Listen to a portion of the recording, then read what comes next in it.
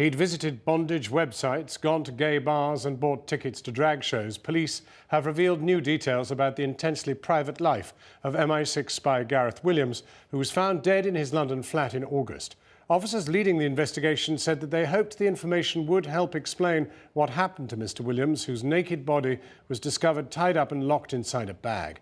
And in another twist, they said someone else must have helped to put him there. Our Home Affairs correspondent Andy Davis has this report. Detectives from the Metropolitan Police's Homicide and Serious Crime Squad are now certain that Gareth Williams, the 31-year-old intelligence officer originally from North Wales, was not alone at the time of his still unexplained death. His naked body was found in a fastened red holdall in an empty bath in his flat in southwest London 4 months ago. And today, the police issued these e-fit images in a further attempt to trace a man and a woman, both in their 20s, and both described as having a Mediterranean appearance, who it's believed visited his flat this summer. They gained access to the communal hallway and they intimated that they had a key to the flat, and it suggested that they had been given the key by a man called Pier Paolo. So obviously I'm really keen to trace this couple whose pictures that we've released today, anyone that knows them, and obviously Pier Paolo. The cause of death is still undetermined. There was no evidence of drugs, alcohol or poisons in his body. But a police advisor has concluded that in August the temperature in that holdall would have risen to 30 degrees in 3 minutes, and that Gareth Williams would have suffocated within half an hour. The police said today that they had found some bruises on Mr. Williams's elbows, but it wasn't clear how old those bruises were, they said, and there was still no evidence to suggest that he had tried to get out of the bag. But perhaps the most striking piece of information disclosed today involved the padlock which had been used to fasten the zip on the bag.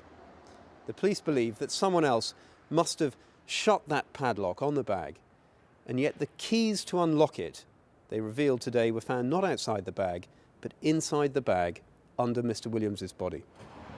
The police have never called this a murder inquiry, reiterating that there were no signs of disturbance in the flat, no evidence that the bag was dragged to the bath. There is no evidence, they say, that he was suicidal. We now know that it's not possible for him to have locked himself in the bag or indeed have unlocked himself from within it. So we strongly believe someone else or some other people were involved, were there when he died, and so I'm urging them to come forward and help us understand what happened. So the focus appears to be shifting increasingly towards the private life of a man whose remarkable mathematical mind saw him graduate, it's understood, from university at the age of just 17. The police disclosed today that he had taken a fashion course at this London college and that £15,000 worth of women's clothing, seemingly unused, as well as a collection of wigs, were found in his flat. He was on secondment to MI6, whose headquarters are just across the road from this South London gay club, where we learned today he was seen on a few occasions. We understand that the police have looked at the CCTV footage from here in the days before his death, but have found no trace of him. The police revealed also that an analysis of his phone and computer showed that he'd visited these websites relating to bondage, but there's no evidence, they said, that he was obsessed by it. No evidence that he was in a gay relationship. No evidence that he was in any relationship at all, they said.